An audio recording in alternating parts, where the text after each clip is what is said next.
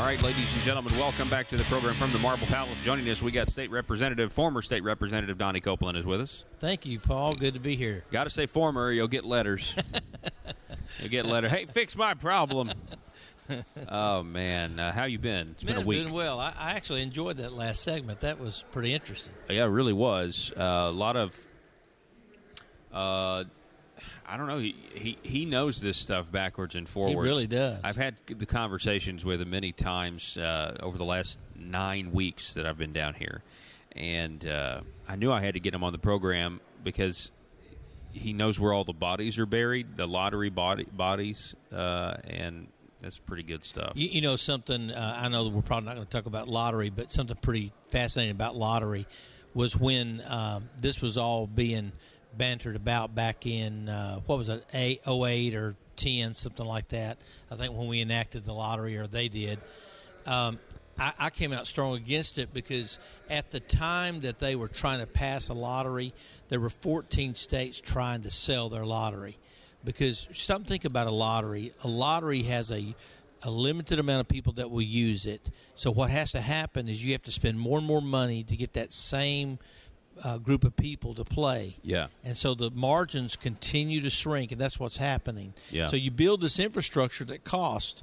You have all this agency, you have all these people you've hired, you have all this infrastructure that costs money annually, but you have a shrinking base of business because people don't win, so they get discouraged, so they quit playing. So you have to spend more and more money on advertising to get them to play. That's when they come out with all these different games and all these different. And so it is a losing proposition. Based on that, they want the addicted. You know, that's your captive audience. They have to have the addicted gambler. Hey, folks, I guess this week Governor Hutchinson signed the separation of the Martin Luther King Day and the Robert E. Lee Day. So, that did not sit well with State Representative Janet De La Rosa, by the way. I don't know. Really? Yeah, no, it didn't. She was not happy about it. I decided to come speak against this bill. I was telling everybody I'm going to be the one to go walk the Green Mile and go down and speak against the governor's bill because somebody needs Now, that's not exactly the best analogy to use when we're talking about separating Martin Luther King and Robert E. Lee Day. I was to say that you got to go walk the Green Mile to speak against the governor's bill. I don't know if you've ever seen the Green Mile. It's about a black guy who got electrocuted for a crime he didn't do. Sounds serious. These hands. You remember that movie? I love that movie. Yeah. By the way. So Janet De La Rosa goes on here. Hang on, I think it's starting over. My video's starting over. Mr. Speaker, as I decided to come speak against this bill, I was telling everybody I'm going to be the one to go walk the Green Mile and go down and speak against the governor's bill because somebody needs to do it. When this issue first came up in the last session, I didn't care about it. I remember it going on in state agencies and all the hubbub and everything that was going on with it. And I remember thinking, who cares? Who cares? I didn't even know those two guys were on the same date. Who cares? No, I agree with her on this. And it failed. And here it is back again. And as I've looked more into it, it has made me mad. This is the first time I have ever come down to the well and actually been mad. Before I've just been, against something, but now I'm mad. So that's why I'm down here, and that's why I'm speaking against the governor's bill, because somebody needs to come do it. My son had a thing that he used to say when he was little, when he was trying to... we'll get the rest of the audio. Man, the audio I want to hear the rest of that. You got to wait till you get the rest of this audio, man. It's pretty fantastic. Former State Representative Donnie Copeland will be back with us. We got one more hour coming your way next, folks. Back in just a moment. Back to the program. It's the Paul Harrell program from the Marble Palace. Thank you so much for being with us. The phone number, if you want to text us today, is 870-275-9799. I asked you at, I guess the last hour, I asked you if you agreed with me that the Second Amendment is a right, or did you agree with the governor when he called twice today the Second Amendment a privilege? Now, Donnie, you didn't hear this. We're joined with former State Representative Donnie Copeland.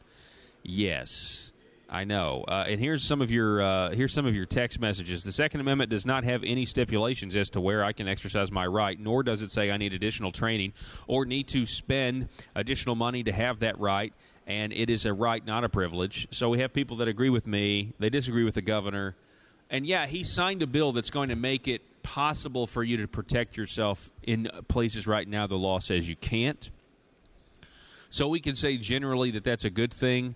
But in the we now know. I mean, Governor Hutchinson has exposed himself to why the bill got sabotaged in the first place, because if you are one of these people that believes that the Second Amendment is a privilege, well, of course you're going to say, no, put extra training on it. No, faculty and staff.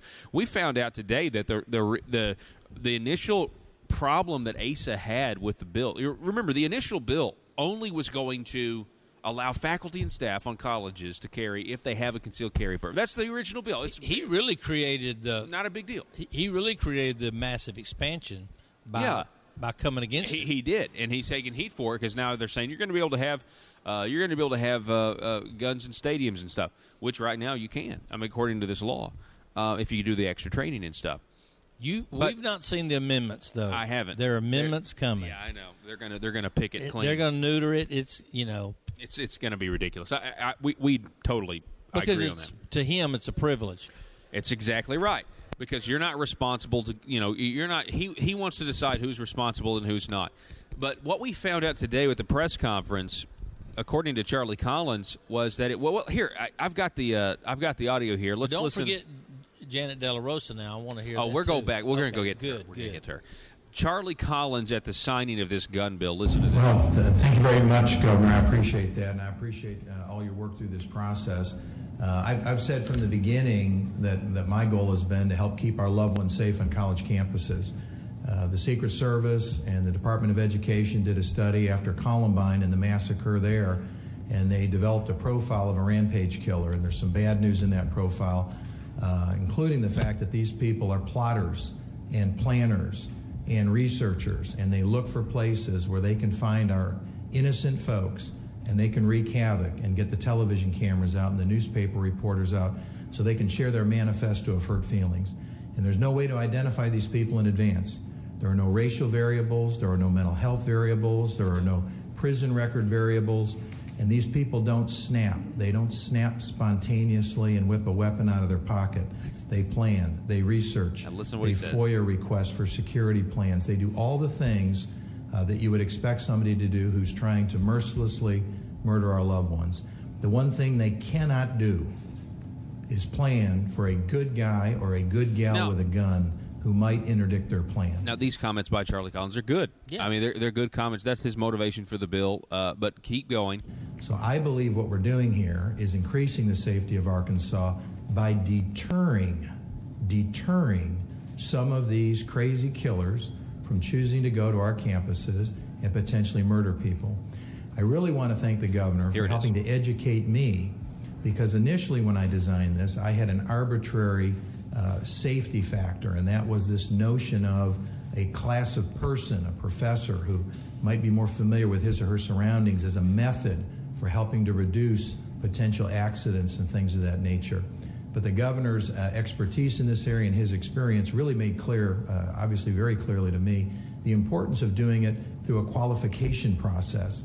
And so what that does is it really changes the dynamic. People call me a hypocrite. Well, why don't you allow it in the in the Capitol? And it kind of said to me, well, geez, we don't have college professors here, so I don't know exactly how to make that apply. So what that former state representative Charlie Collins, that's state representative state representative Charlie Collins. We're here with former state representative Donnie Copeland. I'm sorry, man. It's all good, long man. Week. Everyone here is so exhausted, by the way. Everybody, legislators, bureaucrats, they're just ready for it to be over. He's essentially saying that Hutchinson's problem was the fact that they were going to let faculty and staff carry.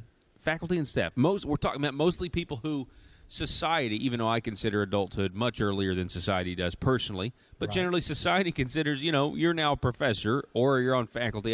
You are now an adult, and you have your concealed carry permit. You can carry. The governor says, no, I want to bestow that privilege on you if you jump through this hoop and go through this tape. And he was able to enlighten Charlie to that. That's exact. I mean, that's right. I mean, the governor's Charlie, this has really been a beneficial exercise for Charlie, because the governor's done quite a bit of enlightening. Yes. Which is, I guess, for Charlie's sake, that's a good thing. That's what he said. Here is Tim in Randolph County. The Second Amendment is not a privilege. It is a right. A privilege is granted and not by the government. So let me to your listeners, and thank goodness for those great responses. So keeping intact with the privilege or right. So is the First Amendment a privilege or a right? And do we need to have training for? Because I'm telling you, if it's one amendment, it's any amendment, right? Yeah. Yeah, it really is. There's no differentiation between the First and Second Amendment. Yep. Privilege of free speech, privilege of Fourth Amendment. That's our Fourth Amendment privilege that the government. That's a Fourth Amendment privilege that we don't have to quarter soldiers in our house. Yeah, so or not a Fourth Amendment privilege, but it's a First Amendment privilege that I can say what I want to say without any. You need to check your privilege, Donnie. Right? I mean, check your white constitutional privilege. That's what you need to do. Man, this is ridiculous. We got another one. Brian in Pope County. Second Amendment is a right and responsibility. Ooh, a responsibility to protect yourself. I like that. That's pretty good. I find it ironic. This is Brandon in Craighead County. I find it ironic that liberals think health care should be a right, but Governor Hutchinson thinks the Second Amendment is a privilege when the Constitution says a right. But people, I'm telling you, if this is all, the only thing that and I've got another one that says primary this governor. The only thing that we're missing here is more people figuring out what's going on down here, and the jig is up for him as far as I'm concerned. Well, I'm going to tell you, and the key, and I'm not just putting a feather in your hat, Paul. If think about this, the media. A great example is today in that covering that press conference, in the print and in the video of that particular press conference, the mention of amendments never came up in the print copy nor in the video copy.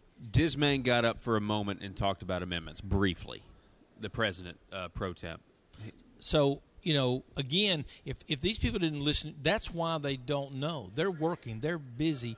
But you make it so clear, make it so plain. Your guests, a lot of times that you have on, give an opposing view. But if the press is not doing their job, if they're not asking the tough questions, and they don't, as long as it's liberal, they're not going to ask the question. In all the questions at this press conference, they were so alarmist, leftist. I mean, it was really, really sad. There was one guy that just lost it. I tweeted early because, I mean, on Twitter, oh, man, folks, if you guys go on Twitter, you guys are just going, you're not going to believe this. I have, let's see, people still calling on him to veto the bill. Like people are retweeting tweets from 6 days ago. Well, he signed it. Guess what? Well, but the thing is, I'm going to tell you, and watch this bill. I'm telling you, watch this bill. Watch the amendments. Already you've heard about the UAMS amendment. Yeah. Here's the irony of that UAMS amendment. Did you know probably the most dangerous campus, and there will be a Euler, there's going to be a private college if it's not already there. So bottom line is, you're going to have this thing amended to where you won't even recognize it. Yeah, that's the danger. Here's some of these tweets. Let me read you this because it's really funny. Let's do what's best for Arkansas, not the gun lobby. What on earth? Truly an awful day for gun safety in Arkansas. I mean, gun safety to these liberals is no guns. Like this, that's what gun safety is. Which, by the way, if you could get every single gun, you can argue things would be more safe if you could get every single gun just for a practicality. But there's no way they can ever do that. The Pandora's box is open. I want my guns, okay? I want my guns.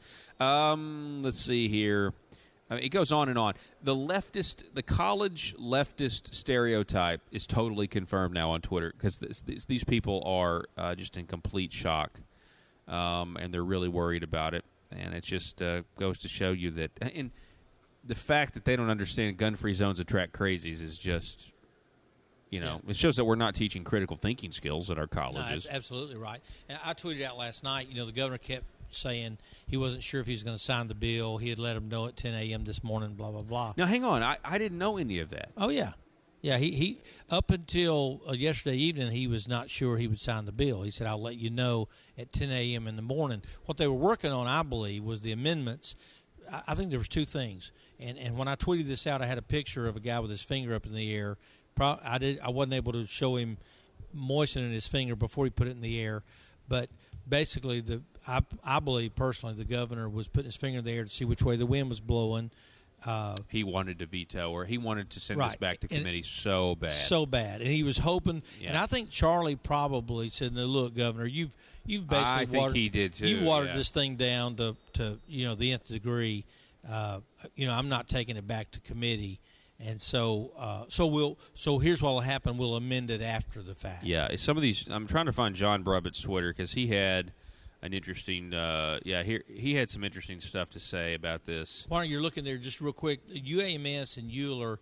Now Euler wasn't in the original comment or report. UAMS was. That's in Little Rock, Arkansas. Yeah. Probably one of the most dangerous Well, that's what I was thinking. Areas. When Senator Dismang was talking about this potential amendment to give them an exemption, and the reason is because UAMS, it's connected by tunnels, and once you get in one area, you could take the gun into other areas. Ooh.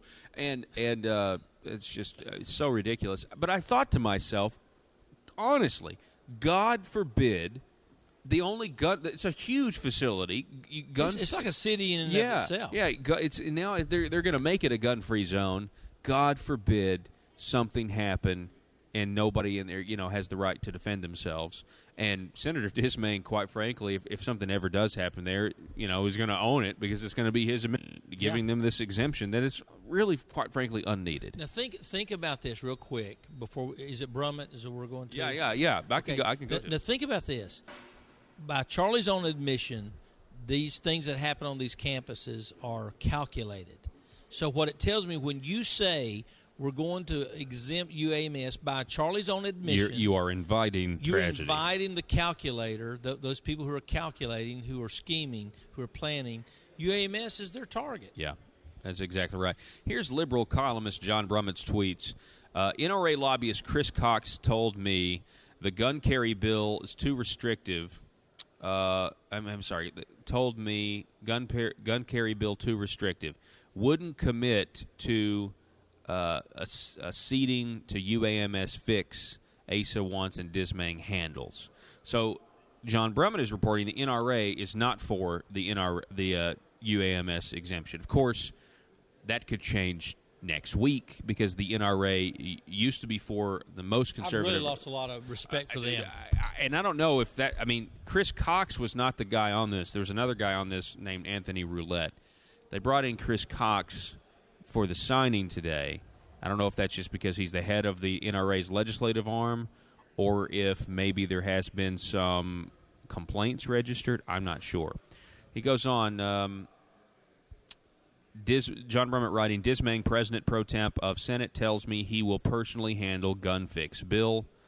Yep, sign and fix. That's what's fixing to happen on the gun galore bill. So the plan is, that's kind of the catch. Asa signed it. He signed the gun bill to appease, I don't know, maybe the perception that he's 98% of Republican voters. Maybe even try to appease me. Oh, yeah, he did it. But now they go back and they fix it, and we've got, a week left of session? This is a pattern. It's a pattern in not just this bill. Time and time again, positioning. I'm going to end Medicaid expansion. It's over. And then you rename it. And then you fight tooth and nail the people that want to actually end it, the people that actually want to even limit it. Then when you get down the road, it's just a pattern of deception. It's just no other word for it. You let conservatives down, let conservatives down, let conservatives down, and you approach a cliff each time. You're approaching a cliff, and then you get to the edge of that cliff, and that cliff represents the emperor has no clothes. Now, not just conservatives, but you'll lose everybody. You'll lose your entire support, not just your support base, your entire support. If he vetoed that bill today, that's what would have happened. And he knew it. And he knew it. So his only way to do it was to sign it, and then go back and undermine it. Yeah, and sign it and undermine it. And if you look at what Asa is even saying to liberals like John Brummett's reporting, Asa claims that he told the NRA in Washington that the campus carry bill was an Arkansas issue, not an NRA issue. And John Brummett is tweeting this last night, trying to get Asa so prove it, meaning veto it. John Brummett wanted a veto, or John Brummett wanted something that was toned down. And I'm sorry, I thought the Second Amendment was federal, national. I didn't know it was. It certainly is. If I'm John Brummett, though, and this is just a thought, man, he's got to be getting sick of this, because he knows that Asa likes Obamacare. He's even said that. He even said Asa has to act like he's for Obamacare repeal when he actually is for Obamacare. He's got to be getting sick, because Asa is using Democrat ideas and then trying to give the Republicans credit for them. And there's only like people like me saying, we don't want the credit. You know, what you're doing is not going to work. And then he has complicit. He has the media, Roby Brock, Mike Wickline, Andrew DeMillo, all guys that I like. I personally have no animosity but they won't ask him the tough questions. They won't say, Governor, for being a Republican, you sure act like a Democrat. Yeah, that's exactly right. Did you realize, Governor, that Democrats vote with you 100% of the time, and your own party splits with you every time? Have you noticed that, Governor? No, I mean, it's a big deal. 42 Republicans voted to override the governor's veto yesterday. That's a lot in the House. It should have been more than that, because they got 76 of them, but 42 of them, all of them were Republicans. Oh, which bill? Oh, it was some bill that had to do with judging all bureaucracies by a test or a checklist or something. Of course, those bureaucracies answer to Asa. Asa didn't like it. We got to go to break, folks. We'll be right back with former State Representative Donnie Copeland. It's the Paul Harold program from the Marble Palace.